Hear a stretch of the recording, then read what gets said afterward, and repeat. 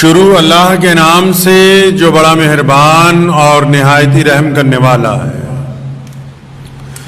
تمام حضرات درود شریف پڑھ لیجئے۔ اللہم صلی علی محمد وعلی آل محمد کما صلیت علی ابراہیم وعلی آل ابراہیم انکا حمید مجید۔ اللہم بارک علی محمد وعلی آل محمد کما بارکت علی ابراہیم وعلی آل ابراہیم انکا حمید مجید۔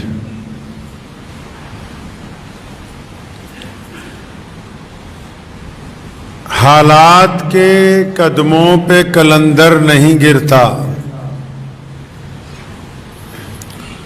حالات کے قدموں پہ کلندر نہیں گرتا، ٹوٹے بھی جو تارا تو زمین پر نہیں گرتا۔ حالات کے قدموں پہ کلندر نہیں گرتا، ٹوٹے بھی جو تارا تو زمین پر نہیں گرتا۔ گرتے ہیں سمندر میں دریا تو بہت سے، لیکن کسی دریا میں سمندر نہیں گرتا۔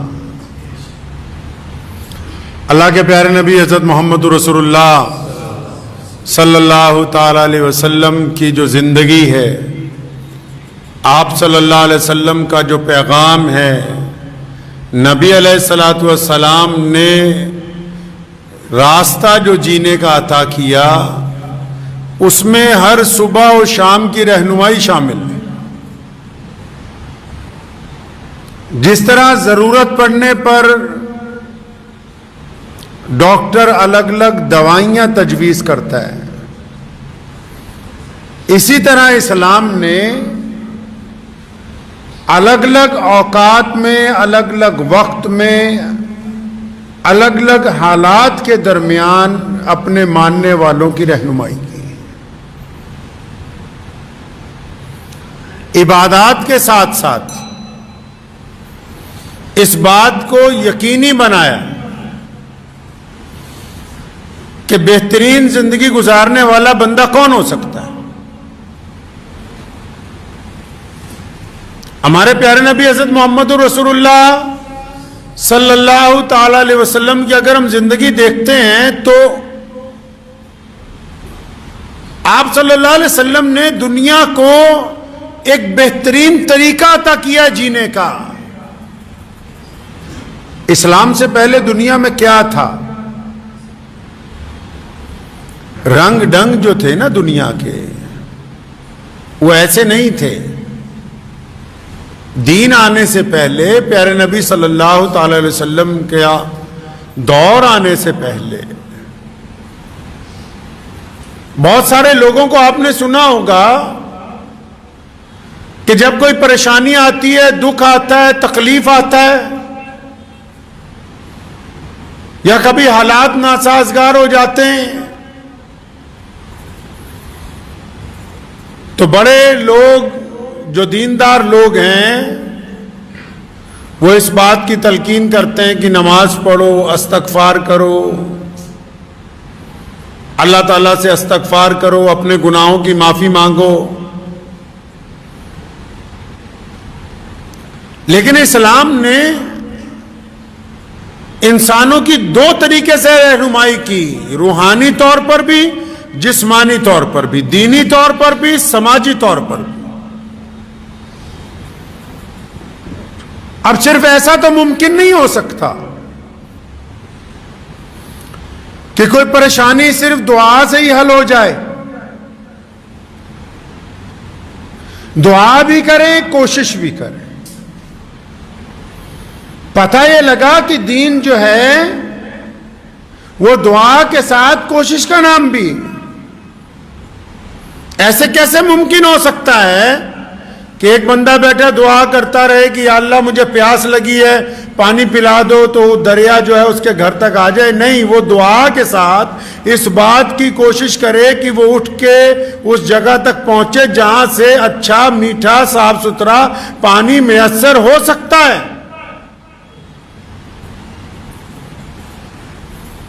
اگر ہم پہلے کے حالات دیکھتے ہیں تو دنیا میں ظالموں نے ہمیشہ بڑی بلند آواز میں جھوٹ بولا ہے۔ تو پہلے کیا ہوتا تھا کہ جب کبھی کوئی بندہ ظلم کرتا تھا، کوئی جھوٹ بولنے والے لوگ جھوٹ بولتے تھے، تو جو مظلوم لوگ ہوتے تھے، جو غریب لوگ ہوتے تھے، جو مظلوم طبقے ہوتے تھے، جو سماج میں پچھڑے ہوئے لوگ تھے، وہ اس ظلم کے سامنے چپ ہو کے اپنا سر جھکا دیا کرتے تھے۔ اگر آپ دنیا کی تاریخ اٹھا کر دیکھیں گے، اگر وشو کا اتحاد آپ اٹھا کے دیکھیں گے، تو پیارے پیغمبر حضرت محمد رسول اللہ صلی اللہ علیہ وسلم سے پہلے جو ظلم کرنے والی طاقتیں تھیں، ان کے مقابلے میں یا جن لوگوں پر ظلم ہوتا تھا، وہ لوگ خاموش ہو جاتے تھے، چپ ہو جاتے تھے، تسلیم کر لیتے تھے۔ تو نبی علیہ الصلوۃ والسلام نے کیا کیا؟ ظلم کا جواب ظلم سے تو نہیں دیا جا سکتا، جھوٹ کا جواب جھوٹ سے نہیں دیا جا سکتا، بے ایمانی کا جواب بے ایمانی سے نہیں دیا جاتا، ریاکاری کا جواب ریاکاری سے نہیں ہوتا، گھمنڈ کا جواب گھمنڈ نہیں ہوتا۔ اب جو پلڑائی پہلے برابر نہ ہو، ایک طرف طاقتور لوگ ہوں، دوسری طرف کوئی کمزور طبقہ ہو، تو پلڑا تو برابر نہیں نہ ہو سکتا، لیکن ہمارے پیارے نبی صلی اللہ علیہ وسلم نے یہ تربیت کر دی انسانوں کی کہ پہلے دور میں جو رواج چلتا آ رہا ہے کہ ظالم جب ظلم کرتا ہے، مظلوم سر جھکا دیتا ہے اور مظلوم اس کے آگے گھٹنا ٹیک دیتا ہے، مظلوم ظالم کے آگے چپ ہو سکتا ہے، لیکن پیارے نبی علیہ السلام نے یہ رواج ڈالا کہ اگر ظلم ہو تو ٹھیک ہے کہ ظلم اگر ہو گیا کوئی بات نہیں، لیکن ظلم کے آگے گردن نہیں جھکائی جا سکتی ہے۔ یہ فرق آ گیا، مظلوموں کو ایک راستہ عطا کیا، اور دعا کے ساتھ کیا کہا کہ فرمایا ہمت اور صبر سے اللہ کی مدد مانگو۔ حکم ہوا کہ غریبوں کی، مظلوموں کی، غریب طبقوں کی یا جن پر ظلم ہوا ان کی حوصلہ افزائی کرو۔ تو پتہ یہ لگا کہ پوری دنیا میں ایسے لوگ جو کہ پریشان حال ہوں، اگر تو پریشان حال لوگوں کی پہلی مدد یہ ہوتی ہے کہ ان کو ڈرایا نہ جائے بلکہ ان کی حوصلہ افزائی کی جائے۔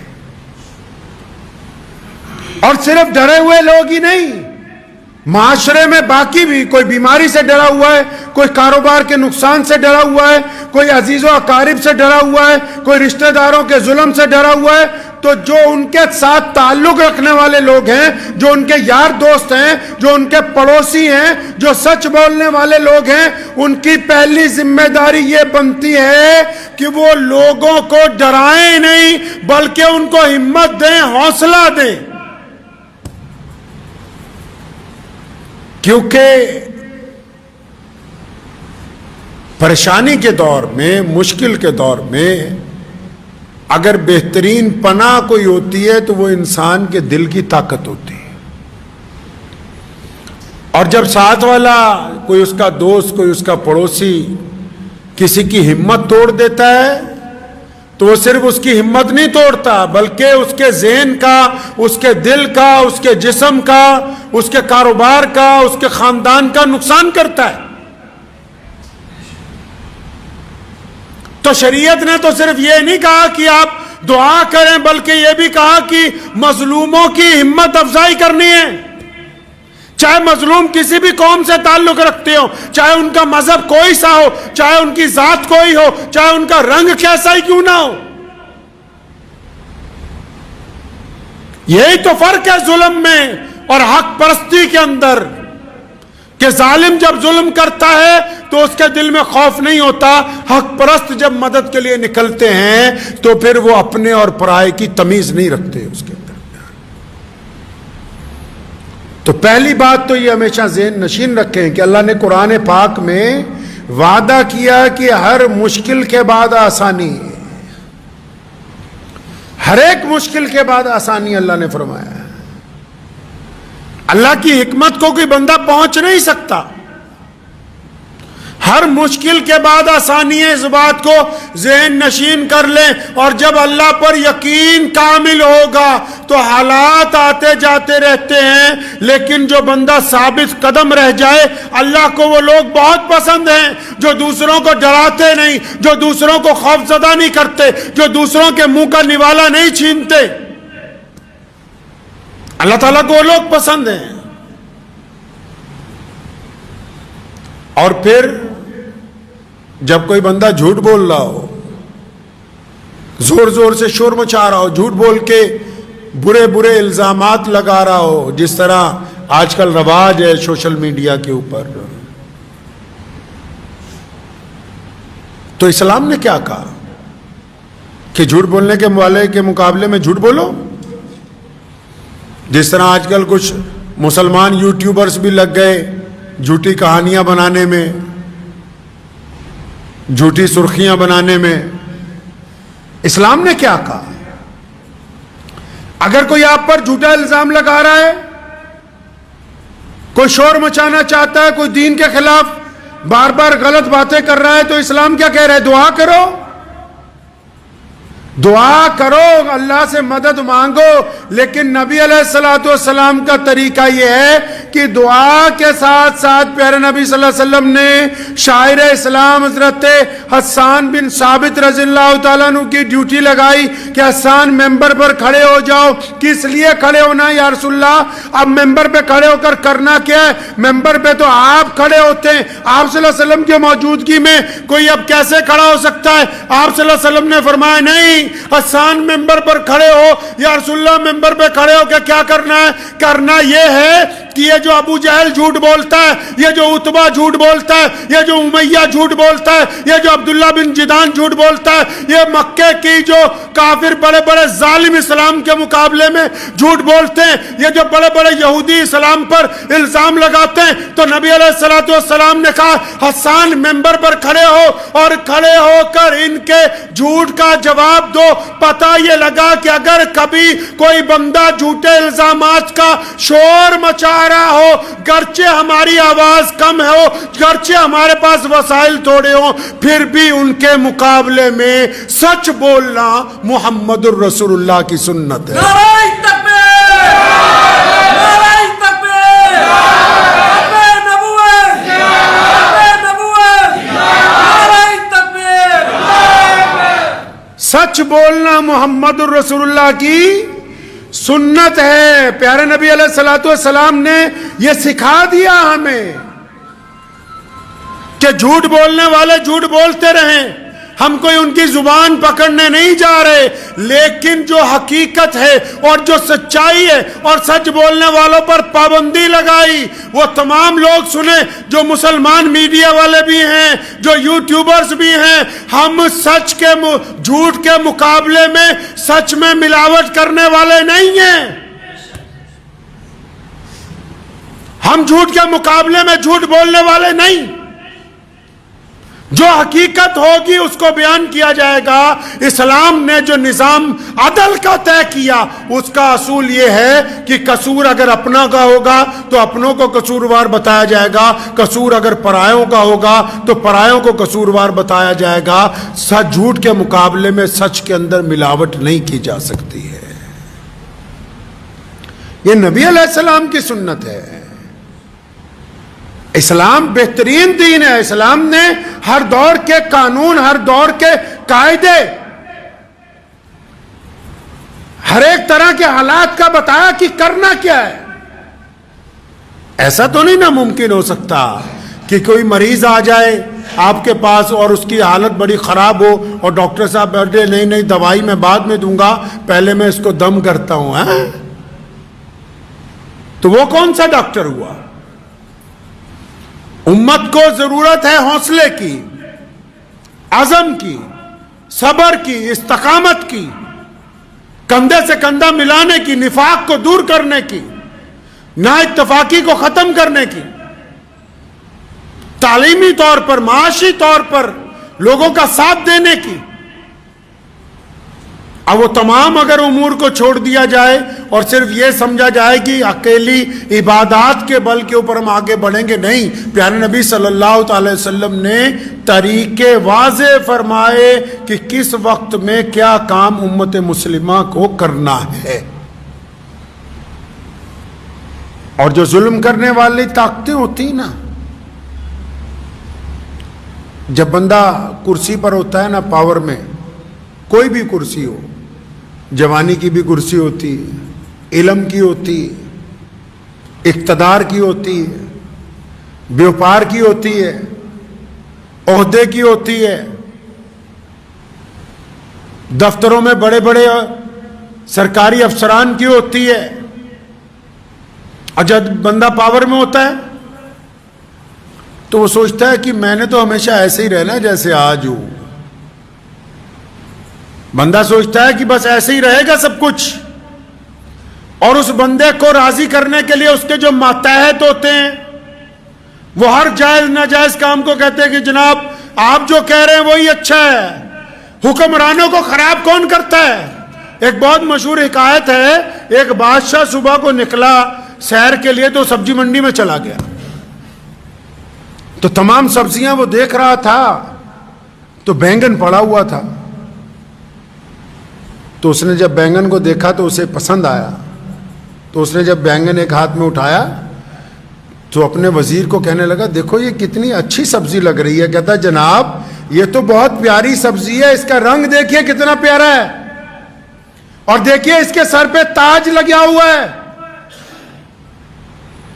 کتنی پیاری سبزی ہے یہ، اس کے موٹا دیکھیے کیسا ہے، گول مٹول ہے.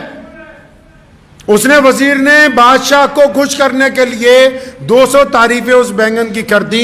کچھ مہینے گزرے، بادشاہ پھر منڈی کی طرف گزرا، پھر بینگن پہ نگاہ پڑی تو بھول گیا بادشاہ کی مجھے پسند تھا. اس نے اٹھایا وزیر کو، کہتا یار یہ کیسی عجیب سی سبزی ہے. کہتا جناب بالکل بھدا سا ہے، یہ سر کے اوپر پونچھ لگی ہوئی ہے، بالکل ہی بیکار ہے، دیکھو تو صحیح، نہ اس کا سر ہے نہ پیر ہے. تو پتہ یہ لگا کہ بادشاہوں کو خراب کرنے والے ان کے مشیر ہوتے ہیں.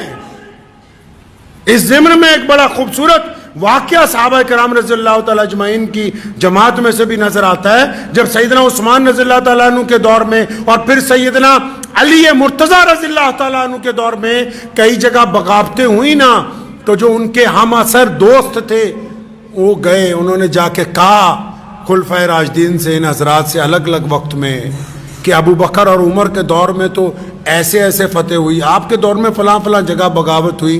بڑی خوبصورت بات مولا علی رضی اللہ تعالیٰ عنہ نے فرمائی تھی. فرمایا وہ جو پہلے خلیفہ گزر گئے نا ان کے مشیر ہم تھے اور ہمارے مشیر تم جیسے لوگ ہیں.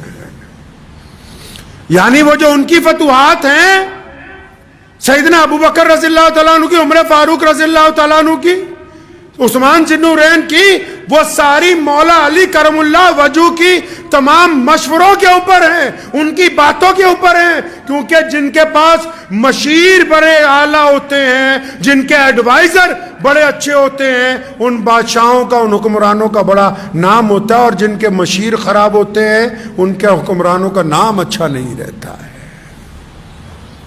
تو یہ ضروری نہیں ہے کہ ہم اقتدار میں جہاں بیٹھے ہیں، ہم سے پہلے پتہ نہیں کون بیٹھا ہوگا یہاں پر.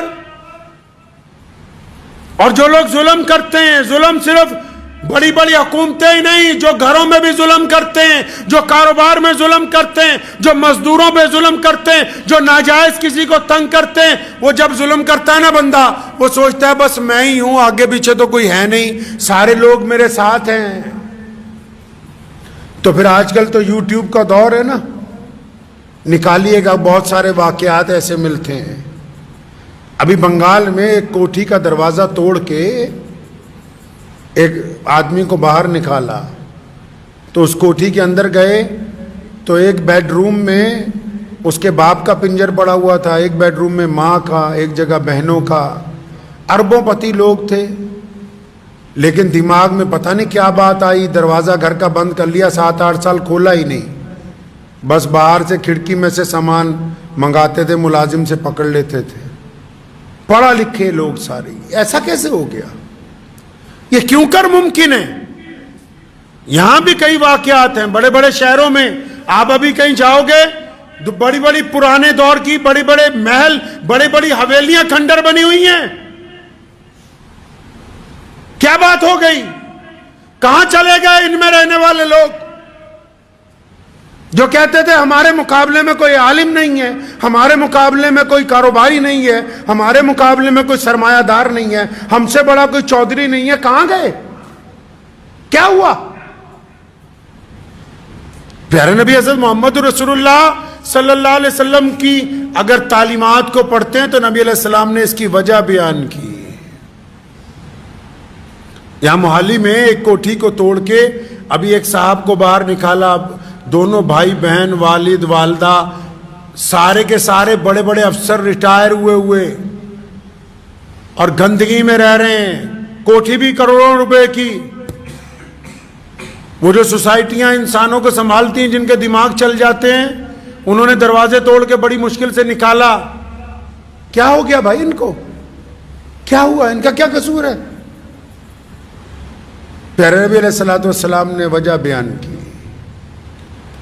فرمایا جب کوئی بندہ, سنو سارے دل تھام کے, چاہے کوئی حکومت کی کرسی پہ بیٹھا ہے, چاہے کسی کا اپنے گھر میں دبنگائی ہے, چاہے کسی کی اپنے بازار میں دبنگائی ہے, چاہے کسی کی کاروبار میں ہے, چاہے کوئی مسجد مدرسے میں دبنگائی کرتا ہے, سارے ہی سن لیں.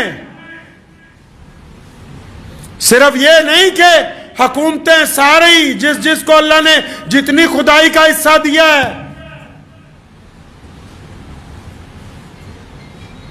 جب بندہ دبنگائی کرتا ہے نا تو نبی علیہ السلام نے فرمایا, حدیث کا مفہوم ہے کہ جب بندہ کسی ایسے آدمی کے ساتھ زیادتی کرتا ہے جو سامنے سے جواب نہیں دیتا. ہوتا ہے نا لوگ اپنے, کوئی اپنی بیوی کے ساتھ, کوئی اپنے ملازم کے ساتھ, کوئی راہگیر کے ساتھ, کوئی چلتے ہوئے کسی غریب آدمی کے ساتھ.